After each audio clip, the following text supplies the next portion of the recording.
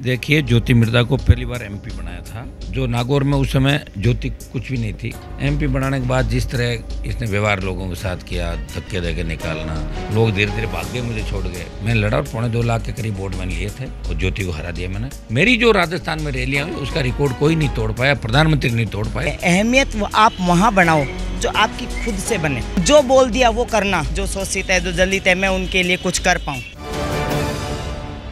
राजस्थान में सियासी पारा तो बढ़ता जा रहा है, लेकिन मौसम सुहाना हो रहा है। लेकिन अगर राजस्थान की राजनीति की बात करें तो जैसे जैसे चुनाव की तारीखें नज़दीक आ रही हैं, वैसे वैसे दोनों ही प्रमुख पार्टियों में आने का जाने का सिलसिला भी लगातार चल रहा है। ऐसे ही कांग्रेस से बीजेपी में शामिल हुई ज्योति मिर्दा ने आते ही सबसे पहला जो हमला करा है वो अपने चिर प्रतिद्वंदी हनुमान बेनीवाल जी पे करा है। उन्होंने कहा है कि हनुमान बेनीवाल जी के साथ अब मैं 2-2 हाथ करने को तैयार हूं और बेनीवाल जी में अगर दम है तो वो बिना किसी गठबंधन के वो चुनाव में है। सर, क्या कहेंगे उनकी चुनौती पे? देखिए, ज्योति मिर्दा को पहली बार एमपी बनाया था, वो मैंने ही बनवाया था। मैं बीजेपी से एमएलए बन के आया और डीडवाना के एमएलए रूपाराम जी से मेरी अच्छी दोस्ती थी और मेरा वसुंधरा झगड़ा हो गया था और मेरी इच्छा थी कि नागौर में भाजपा को हराऊं। मैं बीजेपी का एमएलए था, बीजेपी को हराना चाहता था और रूपाराम जी इसको लेके मेरे पास आए थे। उनकी इच्छा थी कि ज्योति मिर्दा मतलब कांग्रेस वहाँ पे जीते और रूपाराम जी ने मेरी बात करी, चीफ मिनिस्टर से भी बात हुई, सीपी जोशी जो विधानसभा के अध्यक्ष, इनसे भी बात हुई हमारी। इन्होंने कहा हनुमान जी हमारी मदद कर दो आप एक बार। मुझे बीजेपी को हराना था, मैंने कहा मदद कर दूंगा, कैंडिडेट बताओ आप। कि साहब कैंडिडेट ये ज्योति है। तो जो नागौर में उस समय ज्योति कुछ भी नहीं थी, कोई चुनाव नहीं। इसके पिताजी एक बार चुनाव लड़े थे ज्योति के, जमानत जब्त हुई थी उनकी। जैतान से 12,000 वोट आए थे। जैतान से नाथुराम जी के जो बेटे थे और ज्योति के पिताजी थे, उनके 12-12,500 वोट आए थे 90 में, जब वो जैतान से चुनाव लड़े। तो मैंने कहा मुझे तो कोई नहीं, मैं उसको जानता भी नहीं और हमें तो भाजपा को हराना। तो ज्योति भी आई, रूपाराम जी से बात हुई, ज्योति की मदद हमने कर दी बीजेपी में, इसको एमपी बना दिया। एमपी बनाने के बाद जिस तरह इसने व्यवहार लोगों के साथ किया, धक्के देके निकालना, गुड़गांव चली गई, मिली नहीं, कोई फ़ोन नंबर नहीं था, एक दलालों की बड़ी फौज इसके पास थी। तो 14 के अंदर 13 में निर्दलीय एमएलए का चुनाव जीता। तो बहुत से लोगों ने कहा कि आपको चुनाव लड़ना होगा। मैंने कहा मैं जीता हुआ हूँ, चुनाव नहीं लड़ूंगा, निर्दलीय चुनाव जीतने की मेरी वो है नहीं। तो सब लोगों ने कहा साथ देंगे। मैं खड़ा हो गया, लोग धीरे धीरे भाग गए, मुझे छोड़ गए, कोई बीजेपी में चला गया, कांग्रेस। मैं लड़ा और 2.25 लाख के करीब वोट मैंने लिए थे और ज्योति को हरा दिया मैंने। और फिर जो 18 का चुनाव था उसमें मैंने नई पार्टी बनाई। तब मैं खींवसर में वोट मांगने नहीं गया। खींवसर की जनता ने कहा अगर राजस्थान में वोट मांगो, हम अपने आप तब ज्योति ने खींवसर में, ज्योति और इनके चाचा और इन्होंने मोर्चा संभाल रखा था, मेरे खिलाफ गांव-गांव जा रहे थे। वहाँ आपने ये भी देखा होगा 2-1 जगह कुछ छोटी मोटी घटनाएं, भाग गए थे ये लोग वहाँ से और मेरे पे आरोप लगे हनुमान जी ने ये करा दिया वो करा दिया। ये पूरे वहीं रहते 20 दिन। फिर भी मैं 20,000 के लगभग वोटों जीता बिना गए। सीएम अपने इलाके में गया, पायलट गया, लेकिन मैं नहीं गया। क्यों? सर की जनता बहुत मजबूत है। उन्होंने कहा हमारा नेता राजस्थान में सरकार बना रहा है, लेकिन बिना आए उसको वोट देंगे। और 19 के अंदर ये भाजपा से गठबंधन करना, ये भाजपा में जाना चाहती थी और गठबंधन मेरा हो गया। बीजेपी बच्चों की इच्छा थी कि मैं बीजेपी से गठबंधन करूँ, हमने गठबंधन किया और ये कांग्रेस से सामने आई, 2 लाख के करीब वोटों ने इसको हरा दिया। लेकिन 19 का चुनाव हारने के बाद मैंने तो 4 साल बाद इसको सीधा बीजेपी ऑफिस के अंदर ही देखा। कभी नहीं देखा मैंने, कहाँ है कहाँ नहीं है। और मुझे ये बताएं कि अगर मैं कांग्रेस से मिला हुआ होता तो अशोक गहलोत के बेटे को थोड़ी हराता मैं। जब मैंने अशोक गहलोत के बेटे को हरा दिया तो फिर कांग्रेस से कहाँ मिला हूँ मैं? ये तो सब जानते हैं दुनिया कि अगर मेरे को कुछ सत्ता का ही प्राप्ति करनी होती, 3 में वसुंधरा के साथ मंत्री बनता, 8 में फिर पड़ा बदलता, मेरी पार्टी का विलय करके अमित शाह के साथ में कैबिनेट मंत्री बन जाता, एनडीए क्यों छोड़ता, मैं सड़कों में किसानों के साथ क्यों आता? मैं इसलिए आया कि मेरे मन के अंदर जवान किसान के प्रति जो भावना है वो मेरे लिए सबसे बड़ा है कि जय जवान जय किसान, हमारी किसान कौम जिंदा रहे, हमारे किसान तकलीफ, किसान है तो वो कुठारा गात नहीं हो। इसलिए उत्तरी भारत में एकमात्र व्यक्ति ने, ज्योति के दादाजी तो मंत्री और कितने रहते, हम तो मंत्री नहीं रहता हमारे परिवार के अंदर, 12-13 चुनाव लड़े, अभी भी मंत्री हम लोग नहीं बने, मंत्री की इच्छा भी नहीं हमारी, लेकिन सच्चाई का हमने हमेशा साथ दिया। इसलिए लोग आज हमारे साथ खड़े। पार्टी भी मैंने ही बनाई राजस्थान के अंदर। लोग तो मजाक उड़ाते हैं वहाँ सेंट्रल हॉल के अंदर पूरे राजस्थान की कि राजस्थानी क्या कर सकते, तो कांग्रेस बीजेपी को वोट डालते हैं, कब थर्ड फ्रंट बना। तो मैंने एक संदेश दिया राजस्थान में कि थर्ड फ्रंट भी बना, पार्टी भी आई, ये झंडा भी आया। पहले लोग यूपी बिहार के उन ठगों के झंडे लेके घूमते थे, उन ठगों का झंडा हमने यहाँ से हटाया और राजस्थान के नौजवानों को एक दिशा दी। और इससे बहुत बड़ी तकलीफ इन लोगों के हो गई जो कॉकस बना के समाज के ठेकेदार बने हुए थे कांग्रेस बीजेपी के अंदर। इनको जरूर मेरे से तकलीफ हुई, लेकिन पिछली बार कांग्रेस बीजेपी के 20 से ज़्यादा लोगों को मैंने चुनाव जितवाया था दिलेरी के अंदर। जो भी घर पे आ गया उसकी मदद कर दी, जो भी आ गया, मतलब पार्टी नहीं बनी थी, समय नहीं था मेरे पास, लेकिन इस बार किसी की कोई मदद नहीं होगी। राजस्थान के नए निर्माण के लिए हम इस बार पूरी ताकत के साथ चुनाव लड़ेंगे। और जितनी भी चुनौतियां जो लोग देख रहे हैं, ये सब मेरे पास तो आके गए हुए हैं। मैं जानता हूँ इनका किस में कितना दम है। और मैं सरकारों से लड़ा हूँ, मैं सीएम से लड़ा, वसुंधरा से लड़ा, गहलोत से लड़ा, मोदी से लड़ा। ये जहाँ जाके पैर छूते हैं वहाँ तो झगड़ा करके मैं आया हूँ। तो मेरे को चुनौती देने का मतलब, और मेरी आवश्यकता ही नहीं है। मेरे आगे 50 लोग हैं जो चुनौती स्वीकार करके ज्योति को हरा देंगे। मेरी जरूरत ही नहीं पड़ेगी और लगेगी नहीं, मैं खुद लड़ूंगा, फिर चुनाव लड़ लूँगा। चुनौती तो हमेशा ही स्वीकार करता रहा हूँ। इस बार का चुनाव काफ़ी रोचक भी लग रहा है, क्योंकि थर्ड फ्रंट में पिछले चुनाव में आप अकेले थे एक तरीके से अगर देखा जाए, लेकिन इस बार आम आदमी पार्टी भी ताल ठोक रही है। तो क्या किसी भी प्रकार के गठबंधन की संभावना है? देखिए, कांग्रेस बीजेपी को छोड़ के आरएलपी ने पहले ही ये क्लियर कर दिया था हमारा स्टैंड। जो दलित शोषित की बात करने वाला, चाहे बीएसपी हो, चाहे बीएपी नया दल बना, चाहे बीटीपी हो, चाहे दूसरी पार्टियाँ हो, चाहे इंडिपेंडेंट कोई मजबूत आदमी हो, जहाँ हम सोच रहे हैं कि भाई हमारी वजह से कोई नहीं हो, तो ऐसे आपस में बैठेंगे, हम बात करेंगे। हम ये चाहेंगे कि जो 80 लाख वोट हमें पिछली बार मिला, 139 कांग्रेस, 136 बीजेपी, 80 में हम सब थे। हम ये चाह रहे हैं कि 80 लाख वोट है वो 1.5 करोड़ 1 करोड़ 60 लाख से ऊपर जाए, पक्का जाएगा। आरएलपी को 8-9 लाख मिले थे। आप देखिए आरएलपी ने जिस तरह उपचुनाव में अपनी उपस्थिति दर्ज कराई, ऐसी कोई कॉन्स्टिट्यूंसी नहीं होगी जहाँ आरएलपी का वोट नहीं। मैं ये नहीं कह रहा कि हर जगह 50,000 है, लेकिन मिनिमम जो वोट होगा इस राजस्थान में, आज हम अकेले भी अगर लड़ते हैं तो 5,000 से वोट शुरू होता है और 1 लाख तक जाता है। हर को 5,000 से 1 लाख तक वोट इस राजस्थान की हर विधानसभा के अंदर राष्ट्र लोकतांत्रिक पार्टी का।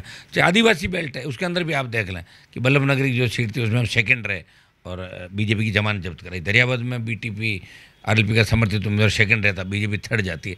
तो राजस्थान के बच्चों का प्यार, जवानों का प्यार, भी छात्र संघ का जो मुद्दा था, बच्चों के मजाक उड़ाते दोनों पार्टियों के नेता, हमने लड़ाई लड़ी। परिणाम ये हुआ कि सरकार झुकी, कमेटी रिपोर्ट देगी, चुनाव कराएंगे, हम चुनाव कराएंगे। बच्चे अकेले नहीं है, बच्चों को अकेले नहीं छोड़ सकते हम लोग। हो सकता है कि बच्चे डरे हुए होंगे, बच्चे नहीं आ पाते, लेकिन हमारे लोगों ने आके रैली कर दी बच्चों के लिए, और कर देंगे। आवश्यक, अभी तो कोई समय खत्म थोड़े होगा, जब चाहे जब कर देंगे। मेरी जो राजस्थान में रैलियाँ हुई उसका रिकॉर्ड कोई नहीं तोड़ पाया, प्रधानमंत्री नहीं तोड़ पाए, दूसरे लोग तोड़, 5-5, 7-7 लाख लोग अपने अपने साधनों से रैलियों के अंदर आए थे। और आपने देखा नहीं उस दिन जब विद्याधर स्टेडियम के अंदर एक आह्वान था, हमने कोई साधन नहीं लगाए थे, लोग अपने अपने साधनों से आए और बरसात के अंदर भी किस तरह लोग डटे रहे, और मैं भी उनके साथ भीगता रहा 2.5-3 घंटे तक। सरकार झुकी कि मांगे मानी जाएगी, करवा देंगे चुनाव। देख, मेरी आदत है, पकड़ता हूँ उस बात को, छोड़ता नहीं, प्रयास करता हूँ, अपने आदमी का साथ नहीं छोड़ता। और जो लोग दोगले चरित्र के हैं, दोगले हैं, और उन लोगों का प्रयास भी करता हूँ उनका इलाज कैसे हो। मैं ये भी कहता हूँ कि अगर हम सत्ता के नज़दीक आए तो ऐसे तमाम लोग जो भ्रष्टाचार के अंदर इन्वॉल्व, तमाम पार्टियाँ, उनकी हम जांच भी कराएंगे अलग आयोग बना के।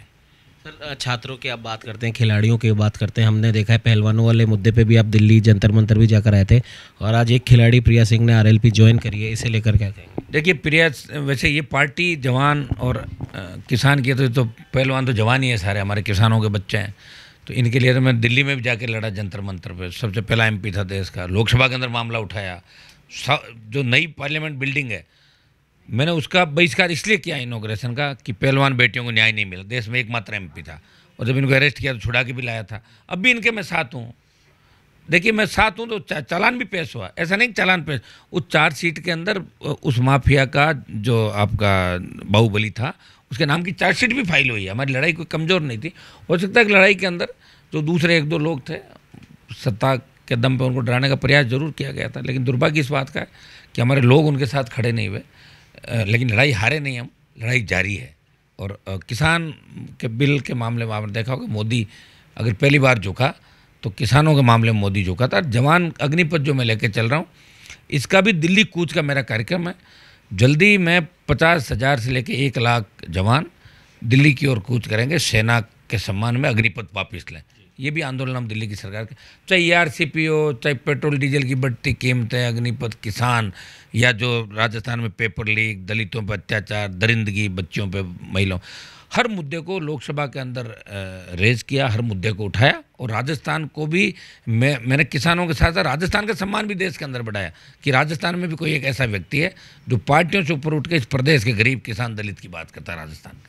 सर एक आखिरी सवाल शांति धारीवाल जी पे, एक बार उन्होंने पहले कह चुके हैं वो विधानसभा में मर्दों का प्रदेश है, और अभी कोटा में एक छात्र ने आत्महत्या करी तो उसको उन्होंने लव अफेयर का मामला बता दिया। उनकी क्या कि भूल जाते हो, कोविड जब हुआ था, कोविड के बाद भूलने की आदत पड़ गई, उनको पता नहीं कि वो क्या बोलते हैं, भूल जाते। मेरे हिसाब से उनकी कोई निकल गया होगा, बाकी मानसिकता ऐसी नहीं होगी, लेकिन वो क्या बोलते हैं उनको खुद को ही नहीं पता। मैं तो विधानसभा के अंदर साथ रहा हूँ, मेरा भी झगड़ा हुआ था एक बार उनसे, हो जाता है, वो करते हैं। अब उस दिन बताओ राजेंद्र हुड्डा पे इस उम्र में भी जैसे लात पैर चलाने लग गए, ऐसी उम्र में नहीं करना चाहिए उनको, कर देते हैं वो, अब बाद में माफ़ी भी मांग लेते हैं। ऐसा बयान हमें नहीं देना चाहिए किसी को भी, ये इन बयानों से हमें बचना चाहिए। हमारे बच्चों के लिए अगर हम ऐसा बयान देंगे, 29 सुसाइड हो जाए, कोटा की बात देश में करने वाले लोग, प्रदेश में करने वाले लोग अगर चुप हैं, मैं कह रहा हूँ अलग आयोग बने, सारे सुसाइड के जो केस हैं उनकी जांच होनी चाहिए। मैं आपको विश्वास दिलाता हूँ, आरएलपी सरकार के अंदर रही या सरकार आई तो राष्ट्रीय लोकतांत्रिक पार्टी आयोग बना के उन बच्चों के जितने भी सुसाइड हुए कोटा के अंदर, उनकी जांच करा के उन कोचिंग संचालकों मालिकों को कोटा शहर में पैदल घुमाऊंगा, ये भी मैं आपको कहना चाहता हूँ, ताकि दोबारा ऐसा काम नहीं हो। मेंटली टॉर्चर करने से कई बच्चे सुसाइड कर जाते हैं, ये भी बड़ा कारण है, जिसमें एक भी कोचिंग संचालक के खिलाफ कभी चालान में पुलिस पैसे देकर एफआईआर दे देती है। सबसे बड़ा कारण ये है सुसाइड का कि बच्चा जब जाता है हताश होकर, फेल हो जाता है, नंबर कम आते, तो किसके पास जाएगा? माँ बाप के पास है कोचिंग, तब आप कहते हो कि तुमने कुछ नहीं किया, ये नहीं किया, तो बीच बीच में उनकी काउंसलिंग होनी चाहिए। वो नहीं कि आत्महत्या का सबसे बड़ा कारण यही है, बच्चे भावुक होते हैं, बच्चे होते हैं वो, तो बच्चों को उस समय सारा देने के, कोई दिक्कत नहीं बेटा, अगली बार करेंगे, हिम्मत बंधाने की, वो हिम्मत नहीं बंधाते, बच्चे टूट जाते हैं, सुसाइड कर लेते हैं। तो सीधा सीधा कारण कोचिंग संचालक वो लोग हैं जिनकी वजह से सुसाइड करते हैं, उन चालान हुए नहीं, इस कारण से बढ़ रही है आत्महत्याएं। आज राष्ट्रीय लोकतांत्रिक पार्टी के लिए काफ़ी हम कह सकते हैं कि मौसम की तरह ही सुहाना दिन है। राजस्थान की पहली महिला बॉडी बिल्डर प्रिया सिंह ने आज आरएलपी ज्वाइन करी है। क्या कुछ कारण रहे उनके आरएलपी ज्वाइन करने के, उनसे ही जानेंगे। प्रिया जी, आरएलपी आज आपने ज्वाइन करी है, जबकि आप एक जाना माना चेहरा है, आप बड़ी पार्टियों में भी जा सकते थे, तो आरएलपी ज्वाइन करने के पीछे क्या मुख्य कारण रहा? बड़ी पार्टियों में तो क्या है, आप देखते ही आ रहे हो, कोई जन सुनवाई नहीं है, कोई सुधारक नहीं है। और देखो, जो लोग बड़ी पार्टियों में जाते हैं ना, तो बड़ी पार्टी के नाम से वोट मिलते हैं। अहमियत आप वहाँ बनाओ जो आपकी खुद से बने। जैसे मैंने बॉडी बिल्डिंग में खुद से अहमियत बनाई है, मुझे कोई बनाने आया नहीं है। उसी तरह आरएलपी निस्वार्थ भावना से जो शोषित पीड़ित वर्ग के लोग हैं उन पे काम करना, सच्चाई के साथ करना, निस्वार्थ भावना से करना, और जो बोल दिया वो करना बिल्कुल दबंगाई से।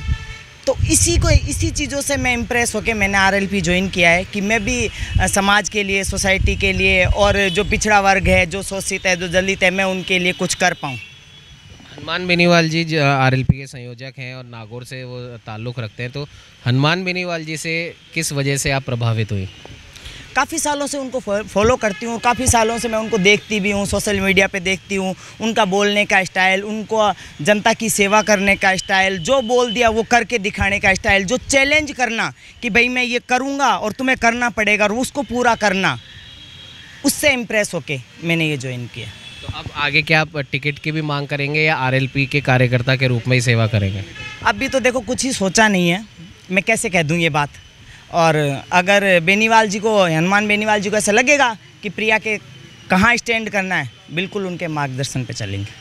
हमारे साथ में छात्र नेता विनोद जी भी मौजूद हैं। विनोद जी, हनुमान जी ने अभी छात्र संघ चुनावों को लेकर भी छात्रों के साथ में वो खड़े हुए थे। विद्याधर नगर में एक बड़ा आयोजन भी हुआ, हालांकि बारिश भी खूब हुई, लेकिन उसके बाद भी वो डटे रहे। आप किस प्रकार से देखते हैं प्रिया जी की आरएलपी में एंट्री को? देखो, छात्र संघ जो चुनाव करवाने की जो मांग है, इसके लिए तो हनुमान बेनीवाल जी ने बहुत बड़ा कदम उठाया और अपना बहुत कीमती समय छात्रों के लिए समर्पित किया है।